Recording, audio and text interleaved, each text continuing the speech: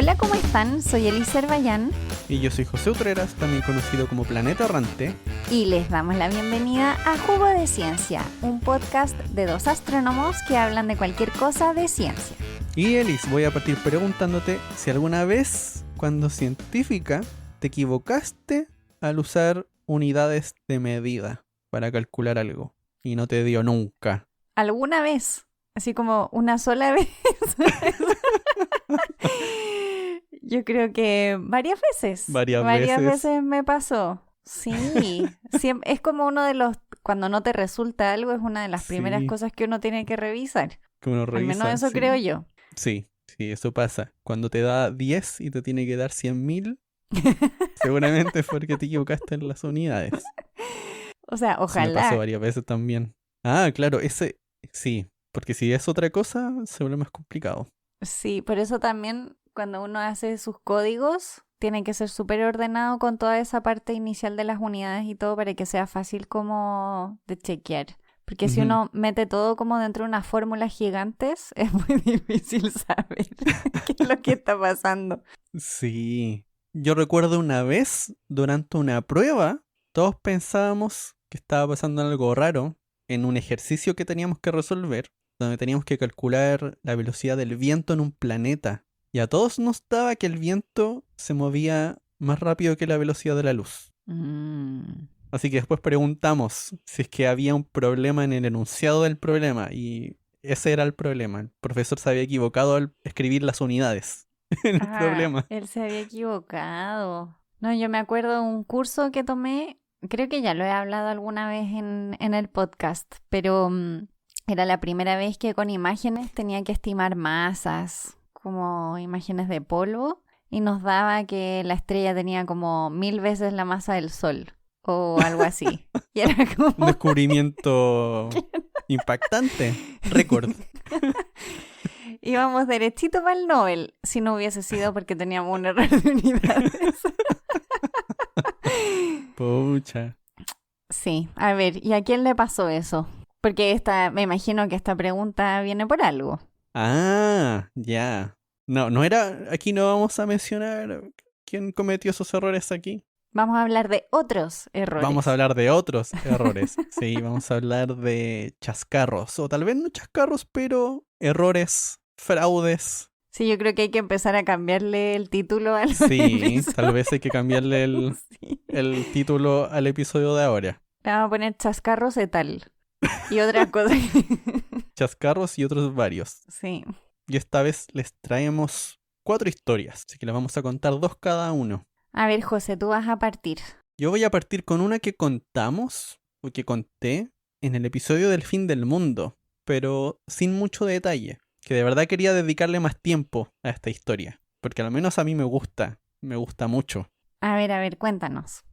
Ya, primero, para situarnos en el mundo del que estamos hablando, aquí vamos a retroceder a un tiempo en el cual los cometas se veían como augurios de desastres, o de Ujú. enfermedades, o de muertes. Y por poner un ejemplo, en 1680, un astrólogo que se llamaba John Hill publicó un artículo que se llamaba Una alarma para Europa, traída por el último prodigioso cometa visto en noviembre y diciembre de 1680, donde profetizaba una guerra que cubriría toda Europa y que Oye, resultaría en la total destrucción del poder papal. esto es peor que el tarot anual. ¿Hay cachado cuando leen un tarot Sí. del año? Ah, sí, cuando dicen se vienen cambios y Sí. cosas así. Claro, no, este era destrucción en Europa, Mm.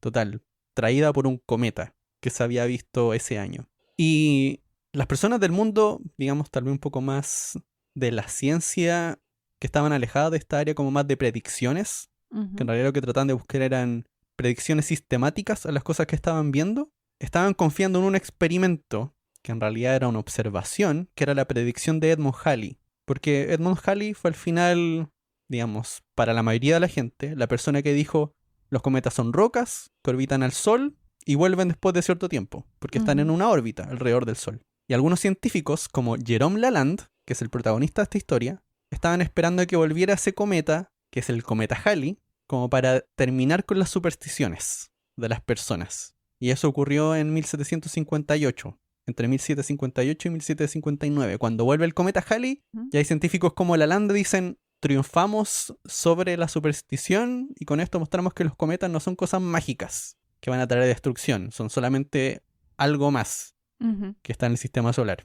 No tienen una cosa mágica especial. Pero Jerome Lalande no sabía que él mismo iba a estar metido en una historia de fin del mundo, sin quererlo. No puedo leer su propio futuro. No pudo leerlo. Porque ahora que la gente decía, ya, entonces no son mágicos, son rocas. Ahora el miedo era otro. Ya, pero ahora, ¿qué pasa si una de estas rocas choca con la Tierra? Es que eso me parece más preocupante que lo otro. Sí, bastante preocupante. Y fue justamente Jerome Lalande el que dijo, bueno, para que no haya miedo, calculemos cuál es la probabilidad de que uno de los cometas que conocemos pueda chocar con la Tierra. Uy. O tal vez otros que no conozcamos. Y lo que calculó era que la probabilidad era tan pequeña que ni siquiera valía la pena preocuparse por eso. A pesar de que sí, sería peligroso, pero no valía la pena meterse en esa discusión porque de verdad era muy poco probable. Y lo que hizo fue preparó un artículo en 1773 donde había hecho el cálculo e iba a leer los resultados durante una charla pública en la Academia de Ciencias de Francia en el mes de abril. Y que les digo el mes de abril para que notemos la rapidez con la que suceden las cosas después. Porque tuvo un problema, que fue que las charlas que venían antes, al parecer se alargaron mucho y tuvieron que postergar la suya. Este parece que es un problema clásico en las conferencias de ciencia. Los charlistas que se alargan. O sea, es como pan de cada día. ¿Quién no ha ido a una conferencia donde todo el mundo se alarga? Sí, po. Y al final le dijeron a Jerome, bueno, vamos a tener que suspender tu charla, porque él era el último que hablaba. Así que no hubo charla de Jerome Lalande diciéndole a la gente, no se preocupen, la probabilidad es muy baja. ¿Qué fue lo que pasó? La gente ya sabía que Lalande había hecho el cálculo y ya sabían que iba a dar la charla, hablando sobre la probabilidad de un impacto de un cometa, que es como, yo me imagino que es algo que la gente quiere saber. Sí. A mí me gustaría saberlo. Y como no dio la charla, comenzó un rumor. Y el rumor era que habían censurado a Lalande. Era como la NASA del pasado estaba bloqueando a Lalande porque no querían que la información saliera a la luz. La NASA, justamente. A pesar de que todavía no existía la NASA, fue la NASA la que está censurando a Lalande. Ya, y esto fue en abril y los rumores fueron bien rápidos porque el rumor creció al punto de decir que Lalande había observado un cometa y que dentro de un mes iba a causar el fin del mundo. En mayo. Como en Don't Look Up, no mires arriba. Claro, pero esto es sin datos, eso sí. Era solamente especulación. Y después decían, seguramente lo que pasó fue que la Academia de Ciencias, queriendo evitar que las personas se asustaran y que pudieran disfrutar de esos últimos momentos que les quedaban de vida, prefirieron suspender la charla de Lalande. Esa era la idea que estaba sembrándose en las mentes de varias personas en París principalmente. Wow.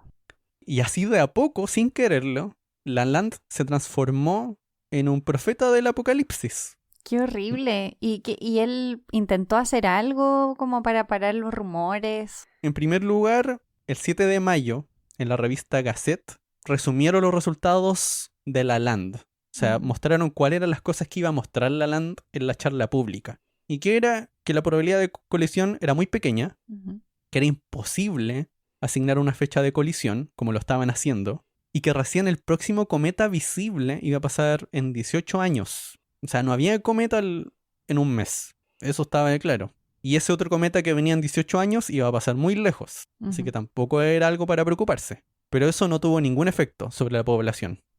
Nada. Así que lo que hizo Jerome fue escribir él mismo un artículo de divulgación sobre el estudio. Ahora, ¿cuál fue el problema? Porque siento que aquí metió la pata de nuevo. En mi opinión, a mí me parece que metió la pata. Podría haberlo arreglado, pero se equivocó. Fue que, además de decir que era poco probable, en el artículo comenzó a describir todas las cosas que podrían pasar si se hiciera un cometa. Ay, no, claro, pero qué mala idea. Si estás diciendo que no va a pasar, ¿para qué dices lo que pasaría? Sí, y por ahí leí que parece que a Lalande, porque a él le gustaba esto de la divulgación científica, pero parece que le gustaba usar este lenguaje medio apocalíptico como para llamar la atención. Y al final lo que hace es asustar a la gente igual. Claro. Así que calmar los ánimos, No. para nada, para nada. O sea, imagínate, hay un científico describiendo cómo se puede acabar el mundo.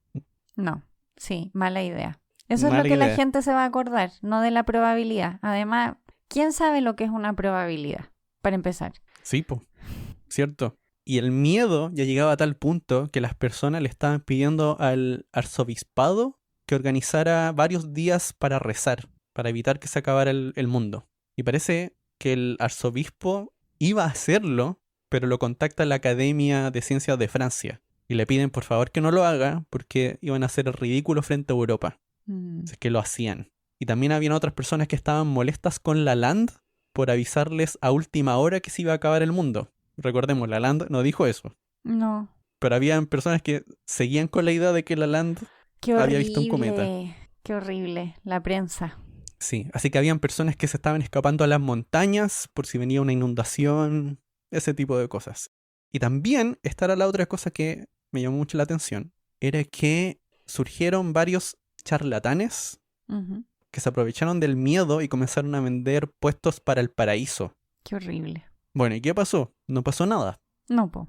No pasó nada. Al final fue mucho miedo en un grupo de gente que nació de este rumor por cancelar una charla. Moraleja, no hay que cancelar charlas. No hay que cancelar charlas de... Yo creo que de este tipo de cosas. Y uno pensaría que habrían aprendido la lección, pero años posteriores volvió a pasar. Volvió a surgir el miedo cada vez que venía un cometa. Pero aquí, esta vez, la Academia de Ciencias sí había aprendido la lección. Y lo que hacían era escribir un artículo como de divulgación diciendo no va a pasar. Y punto. No es decir, pero si pasa, va a pasar esto. No va a pasar. Punto. Y se acaba la discusión. Claro, es que cuando uno utiliza la controversia, se puede ir de las manos muy fácilmente. Sí, sí se puede ir muy fácilmente de las manos. Eso es cierto. Hay que tener cuidado en la comunicación, porque uno puede generar el efecto totalmente opuesto a lo que busca. Justamente en uno de los artículos donde leí esta historia, el título era 1773. Francia comienza a discutir cómo comunicar riesgos. Es que no es fácil comunicar información a las personas. De hecho, yo creo que a todos nos pasa, uno de repente, a uno le llega un mail y uno lo lee rápido y como uno ya tiene como una idea en la mente antes, uno entiende algo totalmente diferente a lo que dice el correo, como que tiene que leerlo de nuevo. Y es como, ya, sí, a mí me ha pasado. Y que uno contesta rápido en el momento y luego es como, eso no era lo que me decía. No, era otra cosa, sí. Sí, y yo creo que pasa lo mismo con este tipo de noticias, que la gente entiende distinto porque está esperando otra información. Sí, como pasa a veces con los titulares. También, los titulares son peligrosos. Muy buena tu historia, José, me gustó. Qué de bueno. Lalande. Sí. Merecía la pena que nos la contaras completa. ¿Qué nos vas a contar, Elise, ahora? Un fraude, por supuesto. ¡Un fraude! Hablábamos con José que yo siempre cuento fraudes. Pero no es mi culpa, es porque elijo los temas y luego resulta que son fraudes. Sí. Te persiguen. Me persiguen, sí. No sé por qué. A lo mejor es porque me gustan las películas que tratan de este tipo de temas. Y de hecho, es por eso que elegí la primera historia. Porque, ¿has visto una película, José, que se llama El Santo? No. Igual es una película vieja. Es una película del año 1997. ¿Quién está en esa película? Con Val Kilmer y Elizabeth Shue. Ya. Es una película como de acción, de una especie como de espía a sueldo. Se llama El Santo. Se llama El Santo porque proviene de la historia de una serie que se llamaba El Santo, antigua. Y hicieron una película en el año 97. Y este personaje es el santo, el espía. No sé si llamarlo espía, pero eso. Y le piden que tiene que robar la fórmula de la fusión fría. Que una investigadora en Oxford, creo que era, o Cambridge, no era tiene la Unión Soviética. No, tiene la fórmula de la fusión fría y que tiene que robársela. A mí lo que me dio risa es que en esta película la fórmula es muy literal. La fórmula está en pedacitos de papel. Son como post-its que tienen trozos de fórmula. Es muy, muy literal una fórmula. Así como X igual 2, algo así. Y obviamente sí, la Unión Soviética tiene algo que ver en la historia. Por supuesto que sí. Pero de eso trata la película, de la fusión fría. Quizá deberíamos partir explicando qué es la fusión. Ujú. La fusión Sí. es el proceso a través del cual las estrellas generan energía, que es un sistema donde toman núcleos de átomos y los juntan, se pegan y forman núcleos más pesados. En el caso del Sol, juntan hidrógenos y se forman helios. Y en ese proceso se genera mucha energía. Y una de las ideas detrás de esto es, si nosotros logramos generar fusión fría, es decir, sin entregar energía, vamos a tener mucha energía de vuelta. Ese es como el principio. Claro, porque las estrellas son súper calientes para poder Claro. hacer eso. Justamente, se necesita muchísima presión, muchísima temperatura y eso genera que se pueda producir. Y en principio, si uno pudiese como reproducir eso en la Tierra, pero para no gastar energía necesitas que no sea tanta presión y que no sea tanta temperatura, porque si no necesitas mucha energía para lograrlo. Pero es una idea de generar energía. Nosotros generamos energía nuclear, pero es un proceso totalmente opuesto. Nosotros hacemos fisión nuclear, que es tomar un átomo y partirlo. Y en ese proceso generamos energía. Pero esto es todo lo contrario, es juntar átomos y hacer átomos más grandes. Y esta historia nace de que el 23 de marzo de 1989, dos químicos, Stanley Pons y Martin Fleischmann, anuncian al mundo en una rueda de prensa que habían conseguido realizar la fusión fría. ¡Wow! Y llamaron una rueda de prensa. Sí, en la Universidad de Utah hicieron una rueda de prensa y le anunciaron al mundo que lo habían logrado. Durante muchos años se habían empezado a hacer algunos intentos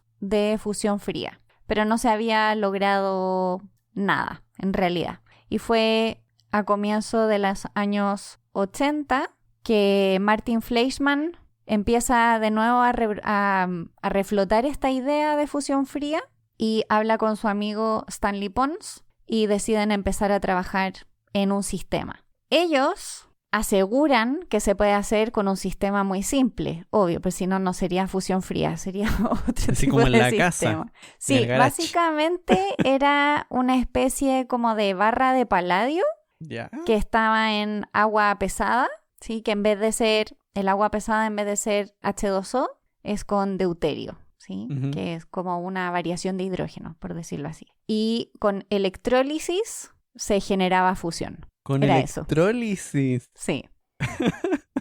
Así Con mismo. una corriente eléctrica. Sí, entonces obviamente era un sistema muy simple, un Sí. dispositivo muy, muy simple y por supuesto si funcionaba se iba a generar una cantidad de energía muchísimo mayor que la corriente eléctrica que le estaban entregando al sistema. ¡Wow! Oye, ¿qué año era esto? El año 80 Ya. y algo. Bueno, ellos lo que dijeron fue que cuando estaban haciendo este sistema y cuando estaban haciendo los experimentos, a veces el recipiente aumentaba de temperatura como aproximadamente a 50 grados centígrados y eso era una demostración de que se estaba generando energía. En el fondo se generaba Nada, po. calor. 50 grados. Sí. Cuando se empezó a escuchar que estas personas, Fleischmann y Pons, habían logrado de alguna forma la fusión fría, el Departamento de Energía de Estados Unidos envía a una persona, Stephen Jones, a ver el proceso y a hablar con estas personas. Stephen Ujú. Jones era una persona que estaba también trabajando en la fusión fría, pero utilizaba muones. Era un sistema totalmente diferente y era un sistema que consumía mucha energía. Era todo lo contrario, digamos, al sistema de Pons y de Fleischmann, que en principio era como un sistema de muy bajo requerimiento energético. Y cuando Jones se junta con ellos, les dice, miren, ¿saben lo que podemos hacer? Como confiando un poco en el sistema científico tradicional, bueno, publiquemos nuestros hallazgos a la vez Ujú. y mandemos nuestros resultados a revista por revisión de pares. Pero la Universidad de Utah aparentemente mete presión y les dice que manden su publicación antes y que hagan una conferencia de prensa. Entonces se adelantan, publican el resultado, hacen la rueda de prensa. Pues si alguien quiere ver la rueda de prensa, está en internet. Hay un video de YouTube con la rueda de prensa. Y hablan de que descubrieron este proceso, fuente de energía inagotable y bla, bla, bla. Igualito que en la película del Santo, se los juro, tienen que verla. Pero obviamente el resto de la comunidad científica recibe esta noticia de una forma muy escéptica. Primero que todo, porque ellos utilizan un principio de que el paladio es un súper buen receptor de átomos de hidrógeno y aparentemente hay mucha teoría que dice que no es así en aquel entonces. Y la gente no está para nada convencida. Después de que ellos hacen la rueda de prensa en el mes de marzo, hay mucha presión y entonces en mayo el Departamento de Energía de Estados Unidos forma un grupo de investigadores para que analicen qué es lo que está pasando. En realidad nunca se pudo replicar este experimento. Nunca. O sea, en realidad probablemente nunca sucedió. O quizá algo sucedió alguna vez, pero que en realidad no tenía que ver con la fusión fría y que tenía probablemente que ver con el proceso que ellos estaban desarrollando, digamos. Pero nunca se pudo replicar y existe, de hecho, un informe, que es el informe que hizo este comité del Departamento de Energía, que dice que no hay ninguna evidencia que demuestre que esto sucedió alguna vez. Estos experimentos no tenían ninguna forma de ser reproducidos y entonces que ellos tenían como... Me da risa porque lo dicen como en una forma muy elegante. Es como, tenemos como... ¿Cómo se traduce? Concerns. Es como... ¿Preocupación? Sí, tenemos seria preocupación al respecto. En vez de decir, esta cuestión es un fraude.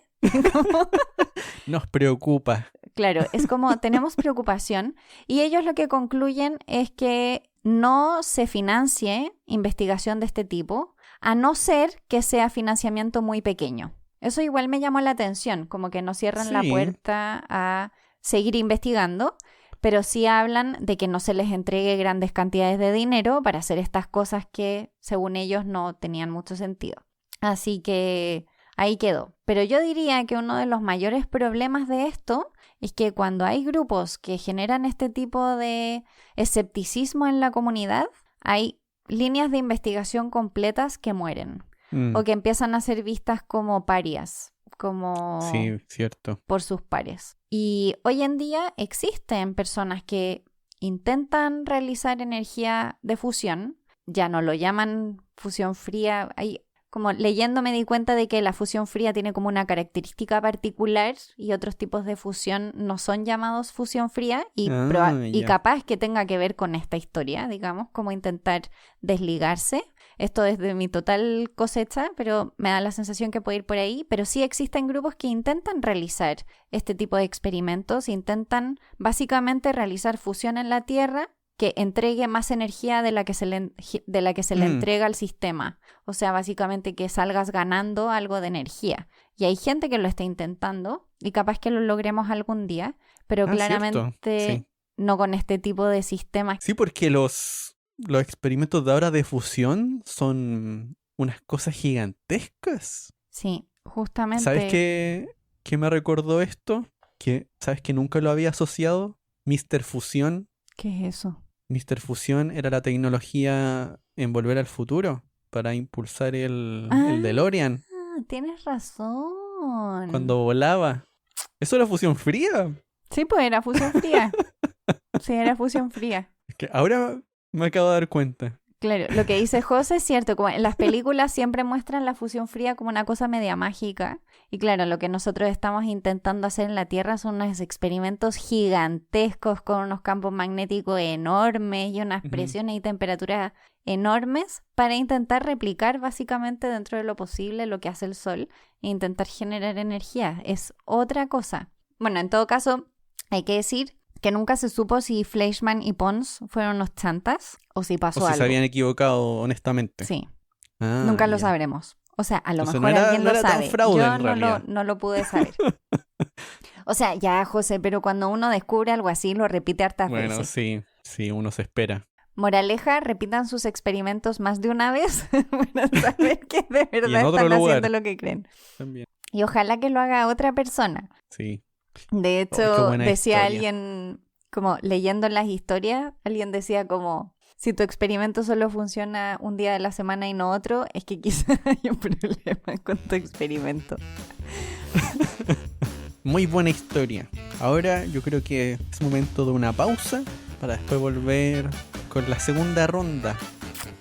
¿Qué nos irá a contar el José? Ahí vamos a ver. Ahí vamos a ver.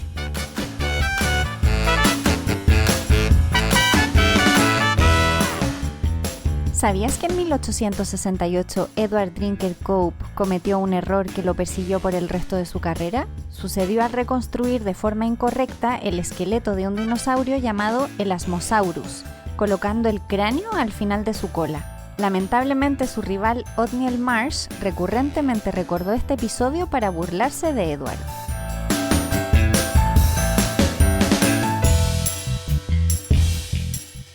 Y volvemos en esta segunda parte de nuestro episodio de Chascarros número 1 del 2022, que como decíamos al principio va a ser como chascarros y otras muchas cosas.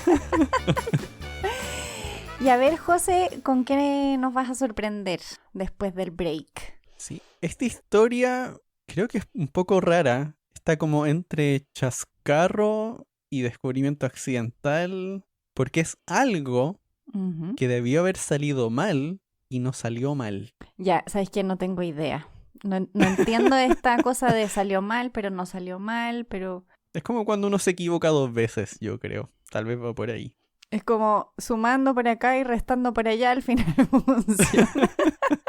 Tal vez. Bueno, esta historia comienza luego de que Guillermo Marconi, que era un ingeniero italiano, pero que tenía su compañía en Inglaterra, hace su primera visita a Estados Unidos en 1899. Marconi ya había fundado una compañía de telegrafía inalámbrica en Inglaterra y ya podían hacer comunicaciones locales. Pero luego de ese viaje se le ocurrió hacer un experimento que mantuvo en secreto al resto del mundo, que era poder llevar a cabo la comunicación inalámbrica a través del Atlántico. Entonces lo que quería era poder comunicar Inglaterra con Estados Unidos. Ese era básicamente el experimento. Que igual no era poco. No, pues no era para nada poco. Ahora, Guillermo Marconi, encontré que tenían un nombre para personas como él. No sé si esta será la traducción real, pero sería como un practicador, en el sentido que era alguien que aprendía haciendo cosas, pero que de teoría sabía muy poco. Ya. Entonces no sabía muy bien cómo funcionaba la física de las ondas electromagnéticas, que son las que llevan esta información inalámbrica, son ondas de radio, las cosas con las cuales él trabaja. Y de hecho uno de los asesores científicos que trabajaba con él decía que las cosas que conseguía hacer Marconi nunca eran resultados de una predicción. Era, a él le tincaba que funcionaba así. Bueno, no era que le tincaba nomás, sino que era por cosas que le habían resultado y él decía, seguramente esto va a funcionar también si lo hacemos de esta manera. Y presenta la idea de hacer esta comunicación por el Atlántico a su mesa directiva de la compañía y le dicen, no, ¿sabes qué? Es una mala idea porque requiere mucha potencia, la compañía está pasando por un mal momento y va a interferir con todas las comunicaciones que tenemos nosotros, con la potencia que necesitas para hacer esta comunicación. Luego de hacer como unos arreglos tecnológicos, como poder sintonizar una señal específica para poder comunicarse, ahí convence a la mesa directiva de que tal vez sí lo puede hacer, sin interferir mucho. Y aún no digo dónde está el error en todas estas cosas que estaba haciendo Marconi, porque por un lado él tenía confianza en que podía hacerlo, porque ya había logrado comunicación en Inglaterra, a pesar de que las estaciones telegráficas estaban a veces obstaculizadas por una montaña o por edificios. Y eso en un principio le llevó a la idea de que tal vez las ondas de radio atravesaban la Tierra o podían atravesar una montaña, cosa que no pasa, para nada. De hecho, yo tengo un problema aquí con un muro de cemento porque el wifi no llega no llega aquí bien a la pieza. Sí. Y es solamente un muro de cemento, o sea, una montaña menos. No. Pero luego abandona esa idea y se le ocurre otra idea, que tal vez lo que pasa es que las antenas que crean la señal mandan la señal a la Tierra y la onda se va moviendo por la superficie de la Tierra. Como si la Tierra fuese una especie de riel que pudiera llevar las ondas por toda la superficie. Ya. Y que de repente esa onda llega a otra antena por el suelo y ahí capta la onda. Como que fuera un terremoto. Tal vez, oye, sí, parecido. Parecido. Y aquí, en una reunión en una institución de ingenieros eléctricos en Inglaterra, en 1899, dice: las oscilaciones eléctricas son transmitidas por la Tierra a través de un cable a tierra. O sea, tú conectas la antena con un cable a la Tierra. Después, esa señal que se la lleva el cable se transmite por la Tierra y la toma otro cable a la otra antena. Y ahí tú recibes la señal. Ya, pero eso no generaría que tu señal fuera en todas direcciones además. O sea, es que además si funcionara, como que tendrías una cantidad de contaminación de ondas de todo. Bueno, por un lado tenía que ser una antena muy grande, con harta potencia para que la señal llegara a otro lado. Que eso igual era un problema tecnológico aquí, la potencia que necesitaban. Porque hasta ese momento él solamente había hecho dispositivos pequeños y necesitaba hacer algo a escala más grande. Pero este experimento estaba basado en la idea de que la onda se iba transmitiendo por la superficie del agua y iba a llegar al otro lado, hasta Estados Unidos. Cosa que no funciona así. No. Y había presentado reparos por otros científicos que le decían: oye, pero eso no va a pasar. Las ondas electromagnéticas de radio, que se han mostrado en otros experimentos, viajan en línea recta por la atmósfera. No se van a mover sobre la Tierra, van por el aire, por la atmósfera y viajan en línea recta. Entonces lo que va a pasar aquí es que Inglaterra y Estados Unidos están tan lejos que la curvatura de la Tierra se interpone. Entonces tendrías que mandar un mensaje que atravesara la Tierra para llegar al otro lado. Así que Claro. algunas personas le decían: algo como eso no va a resultar. Solo que en realidad no se lo decían a Marconi porque Marconi tenía este trabajo en secreto. Solo que habían personas que pensaban que algo así no funcionaría de antes. Pero Marconi estaba convencido de que las ondas se transmitían por la superficie del agua, una cosa muy rara. Y para tratar de hacerlo, que le faltaba escalar esta cosa para que fuese más grande, contrata a un profesor de ingeniería eléctrica, Fleming. Y al final es Fleming el que crea la tecnología para que tenga la potencia suficiente para mandar estas señales de un lado a otro. Pero aún así pensando que iba a ser cruzando la Tierra. Sí, él también creía que funcionaba así. Ah, ya. Y igual esto era muy raro, porque en un momento él se va de vacaciones en septiembre de 1901 y apenas se va de vacaciones, lo hacen a un lado. Es como, ya no pertenece al proyecto. Un poco raro. Aquí en la historia dicen que parece que Marconi lo que quería era llevarse todo el crédito al final del descubrimiento. Porque después, cuando Marconi hace el experimento, Fleming se entera por la prensa de los resultados del experimento. Mala colaboración. Muy mala colaboración. Sí, muy mala colaboración. Pero tal vez, por karma, te digo por karma, si es que creen o no en el karma, eso es otra cosa.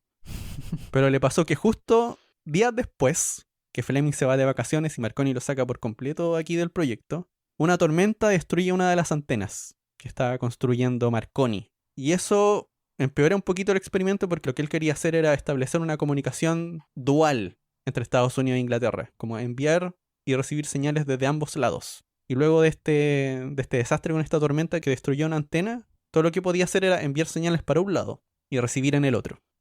Y ahí es cuando en diciembre de 1901, estando en Newfoundland, en Estados Unidos, mientras tenía a otro asistente en Inglaterra, le envían por telégrafo que enviara unas señales, que era la letra S, que al final son 3 puntitos, porque eso era todo lo que podían enviar. Eran como código Morse, por el aire. Y el 2 y 13 de diciembre detectan las señales del otro lado. Chan. Y al Marconi principio la lo gente... logró.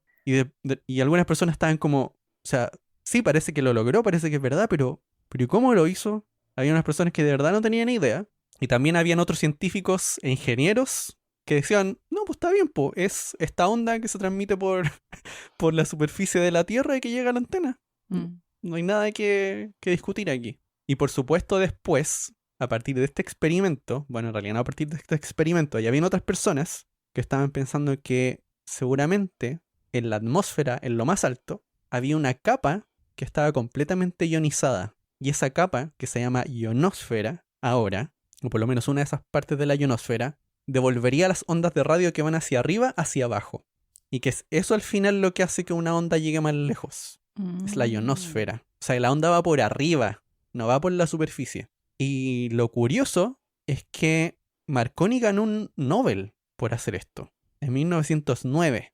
¿Y Fleming no? No, Fleming no ganó el Nobel, Muy mal. ¿cierto? Feo. No me sorprende del Nobel tampoco. No.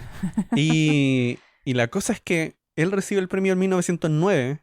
En 1903, él ya conoce esta teoría de la ionosfera que ayuda a conducir estas ondas de radio de un lado al otro para evitar los obstáculos. Al final eso era lo que le permitía poder comunicarse de un lado de una montaña al otro. Pero aún así, cuando recibe el premio Nobel, él dice, las ondas no se propagan de la misma manera que la radiación libre, que era esta radiación que viaja en línea recta, sino que se deslizan sobre la superficie de la Tierra. ¡No! Él seguía convencido que el mecanismo que le había permitido comunicarse de un lado a otro era ese, que es incorrecto. Pero igual es curioso porque si no hubiese creído en eso desde un principio, No hubiese tal vez ni funcionado. siquiera lo habría intentado. Sí. Yo creo que cuenta como chascarro. Un mega chascarro, porque además es como al final ni siquiera entender cómo funciona lo que estás haciendo. Es como a Y la ganó un chunte. Nobel. Y Sí. ganó un Nobel. Igual, no sé, encontré muy curiosa la historia. Muy, muy curiosa. ¿Y él alguna vez supo que ese no era el mecanismo? Uy, esa es buena pregunta. No sé qué habrá pasado después del Nobel. Capaz que nunca se haya enterado. Eso lo podemos buscar después. Otro día les podemos contar. ¿Te gustó la historia? Me gustó mucho tu historia, buena la historia. ¿Y qué nos vas a contar ahora? ¿Un fraude también? Otro fraude. Otro fraude distinto. Esta historia es como curiosa igual. Ahí les voy a decir por qué me llama la atención. Pero fue aproximadamente en el 1800 cuando supimos cómo se formaban los diamantes. Y se llegó a la conclusión de que, bueno, los diamantes eran carbono cristalizado a muy alta presión y temperatura. Y se empezó a intentar pensar cómo se podían generar estas piedras preciosas en forma sintética. Y hubieron distintos intentos en los años 1800, en distintos países, pero digamos que fue finalmente en 1940 cuando General Electric ¿Ya? abre un laboratorio. No sé si lo abre en 1940, pero en 1940 tiene un laboratorio para intentar descubrir cómo hacer diamantes sintéticos. Y yo cuando estaba leyendo esto, yo digo, ¿y por qué General Electric? ¿Qué tiene que ver General Electric en todo esto? Y claro, yo pienso en diamantes y pienso en estas piedritas que brillan y que uno ve en las joyas. Pero Sí. claro, los diamantes se utilizan en un montón de procesos industriales, como porque por la dureza que tienen. Entonces, en realidad imagínense lo caro que es o que era utilizar solo piedras naturales en procesos industriales. Así que era muy importante para ellos lograr tener estas piedras en forma sintética. Y también tienen propiedades conductoras también. los También diamantes. se utilizan en electrónica y cosas de ese tipo. Los diamantes en realidad se usan para muchas cosas, muchas más cosas de las que uno, persona de a pie, se imagina. Claro, sí. Sí. Uno, como que yo pienso en diamante y me imagino como en las imágenes, como en las publicidades de las joyerías, ¿no? No Claro. como en todo lo demás. No como algo Sí. tecnológico. Claro. Y bueno, ellos tienen un equipo. El equipo está formado por Francis Band, Herbert Strong, Howard Tracy Hall, Robert Wentorf y James Cheney. Y además tienen un manager que se llama Anthony Nerad. Y el proyecto tenía el nombre Proyecto Superpresión. Y bueno, obvio, superpresión porque sabían que los Superpresión. diamantes se formaban en alta presión y temperatura. El problema es que empezaron a pasar los años. Esto fue como, o sea, en los años 40 tenían este laboratorio y en los años 50 todavía no había habido ningún resultado. Y entonces General Electric empieza a meter presión. En diciembre está bien, de... ¿Ah? Así se llama el proyecto, ¿no? Ah, claro. Sí. Parece que le Literal. falta presión. Sí. Sí. Claro, y le dicen al equipo en diciembre de 1954, necesitamos empezar a ver resultados para seguir financiando este proyecto. Y aparentemente, el 8 de diciembre de 1954, Herbert Strong comienza el experimento 151. Y bueno, ellos tenían unos aparatos súper complicados y él dice, ya, vamos a poner una presión de 50.000 atmósferas y una temperatura de 1250 grados Celsius y pone una mezcla en el lugar donde se supone que se debería producir este diamante y pone además unas pequeñas chispas de diamante como para que el cristal crezca alrededor, como que para que haya una semilla. Ya. Como cuando uno hace chocolate, con chocolate. Claro. Y él decide hacer algo un poquito diferente y dice, mira, en general nosotros hacemos los experimentos cortos y dejamos esta máquina funcionar poco tiempo, pero pensando en que estos eran procesos lentos, supuestamente, pensando que estos eran procesos lentos en la naturaleza, dice...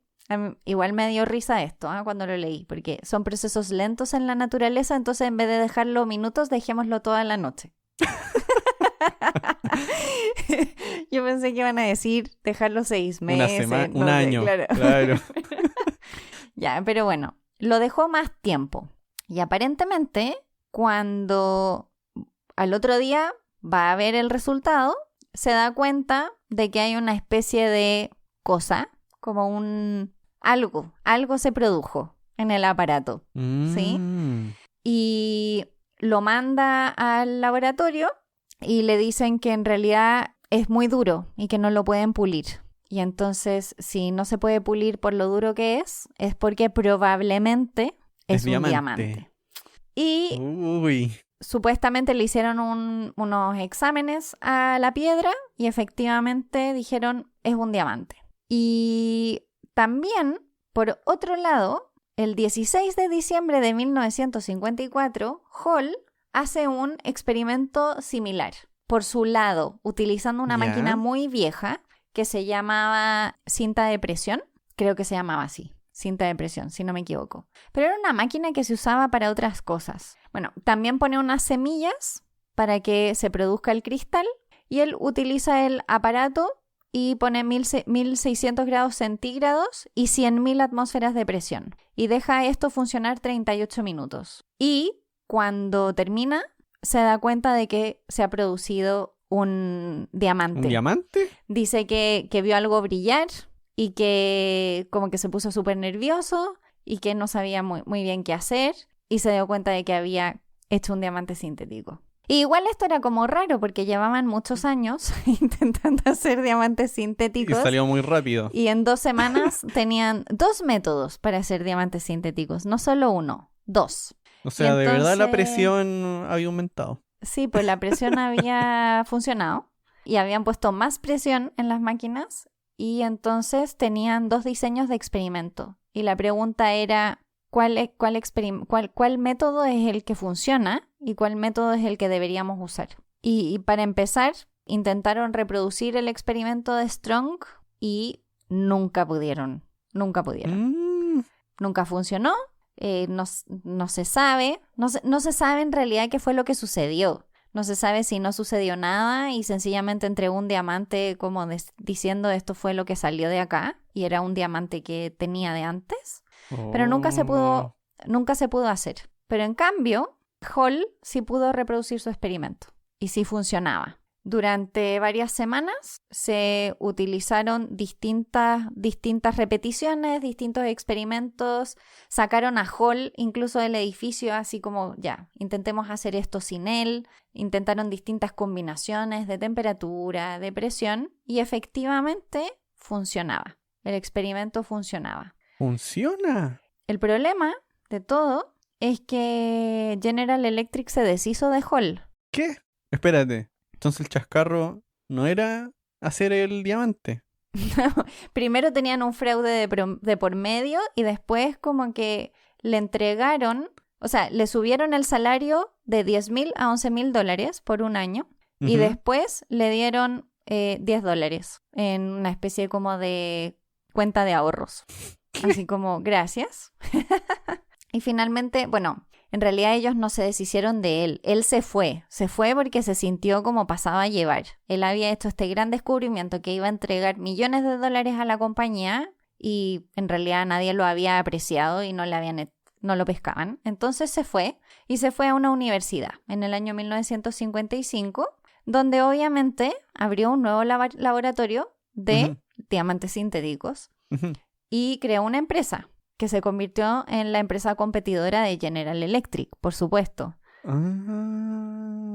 Sí, así que así siguió la historia. Y en realidad nunca se supo si es que Strong lo que hizo fue mentir o si fue otra cosa o si, qué sé yo, funcionó algo mágicamente y no se dio cuenta de cuál era la razón, no se sabe. Entonces, cuando uno busca información, a veces se dice que Strong fue el primero en generar un diamante sintético. Y algo que ha pasado en el tiempo, esto fue, acuérdense, en los años 50, es que hoy en día existe un mercado enorme de diamantes sintéticos, pero de los diamantes sintéticos como los que yo me imaginaba.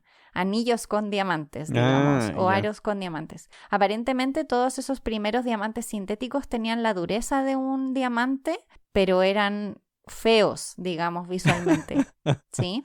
Pero servían, por supuesto, para la industria. Poco a poco ha empezado a aparecer este mercado de piedras preciosas sintéticas y, de hecho, cuando tú buscas como el fraude del diamante, lo que te aparece es la pelea actual que existe entre las piedras naturales y las piedras sintéticas. ¿No te sale la historia de Hall y de ¿Strong? De Strong. Te sale como una pelea que hay, porque obviamente todos los vendedores de piedras naturales quieren como dejar mal a las piedras sintéticas, porque por supuesto que les quitan el negocio y además bajan un montón el precio, porque aparentemente hacer brillantes diamantes sintéticos es barato, no es un proceso caro.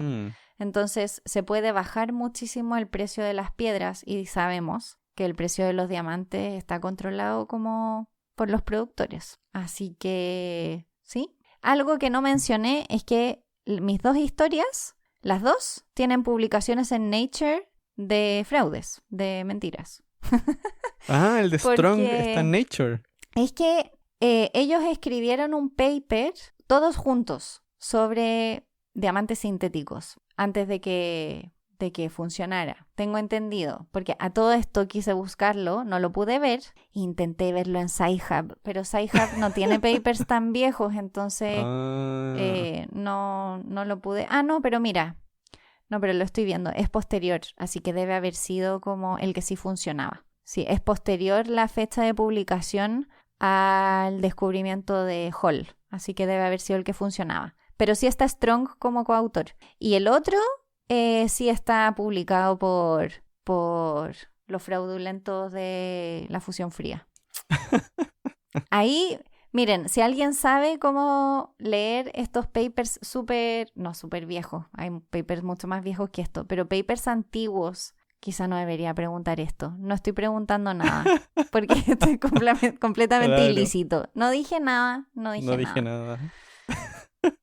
Uy, pero entonces, así para salir de la duda, teníamos a uno fraudulento, a uno que lo hizo bien, pero lo menospreciaron, se fue a otro lugar y le hizo competencia. Sí, en resumen. Así que al final aquí el mayor chascarro fue para General Electric. Porque yo creo que podría haber tenido un monopolio. Podría perfectamente haber tenido un monopolio y probablemente haber mejorado. O sea, al final el descubridor fue la persona que se fue. Que esa es la persona que tú quieres que se quede contigo y que siga desarrollando la tecnología contigo, no que se vaya a otro lugar a seguir haciendo descubrimientos. Sí. Ahí mala visión por parte de General Electric. Mala visión, sí. Mala visión. Sí. Ay.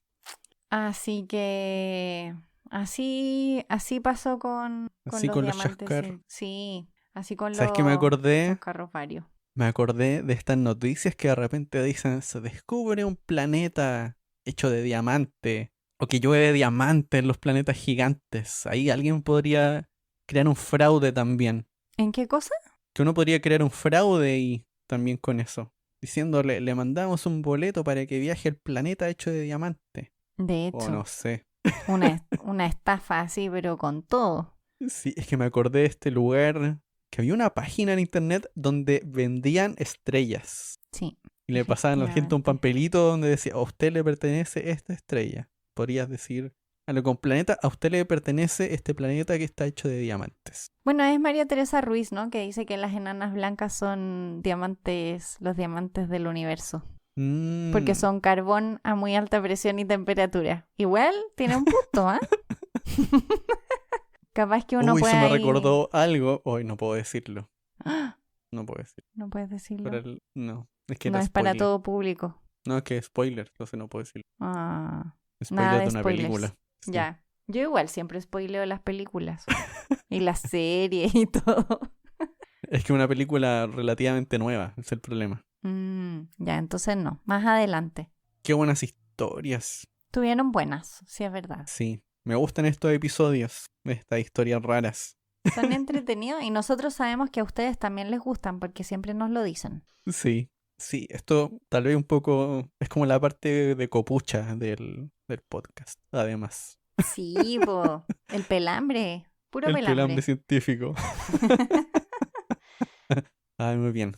Y bueno, y con eso ahora vamos a pasar a leerles un mensaje. Uno de los mensajes que nos han escrito, que recuerden que si nos escriben, os leeremos por acá. Uno de ellos es de Marisa Lavita y nos dice que dice, escuché el episodio de ondas gravitacionales. Dice, he oído de una investigación de Nanograv que propone que existe un homólogo al fondo cósmico de microondas, pero este sería un fondo de ondas gravitacionales, y que por lo tanto podríamos saber la forma del universo. Aquí para dar un poco de contexto, Nanograv es un experimento que se dedica a estudiar pulsares. Tenemos un episodio sobre estrellas de neutrones, Sí. y hablamos de los pulsares. Ujú. Y los pulsares son una estrella de neutrones que giran súper rápido, pero tienen una gran precisión en cuanto al tiempo con el que giran. Es una precisión absurda. Son como relojes cósmicos, casi marcan ahí Sí, el tiempo, como que fueran sí. un segundero. Y esto del fondo de ondas gravitacionales en realidad es como un ruido. Imagínense que cada vez que se fusionan cosas, porque ¿cómo se producen? Una manera en que conocemos que se producen las ondas gravitacionales es cuando se fusionan agujeros negros. Ujú. También hay formas en que se producen grandes ondas gravitacionales cuando explotan estrellas, como una supernova. Y hay otro tipo de ondas que no podemos ver con los detectores que tenemos hoy porque son muy grandes. Y todas estas ondas estarían en todo el universo, como un ruido permanente. Sería como el océano que siempre está en movimiento. En este caso Ujú. sería el espacio-tiempo que siempre está vibrando un poquito. Tiene un ruido. Y la idea de los pulsares es que están tan lejos unos de otros que uno podría ver cómo cambian estos relojes cuando pasan las ondas por los pulsares. Porque las ondas gravitacionales cambian el espacio y el tiempo. Y eso Ujú. lo podríamos ver en los pulsares. Entonces, esto es a lo que se refiere Marisa en su mensaje. Este experimento de Nanograv trata de medir cómo se van moviendo estas ondas gigantes a través del universo, usando los pulsares. Qué choro el proyecto. Sí. Ya nos dice, podrían hacer un programa de la topología del universo. Y creo que eso tal vez no lo tocamos mucho en el episodio de la energía oscura, que esto de la forma del universo, pero imagino que por eso quieres saber mucho de eso. Y bueno, que también nos contaba que tiene una página de divulgación, que aquí dice ella. De hecho, mi sección en la página se dedica a tratar el tema de las ondas gravitacionales.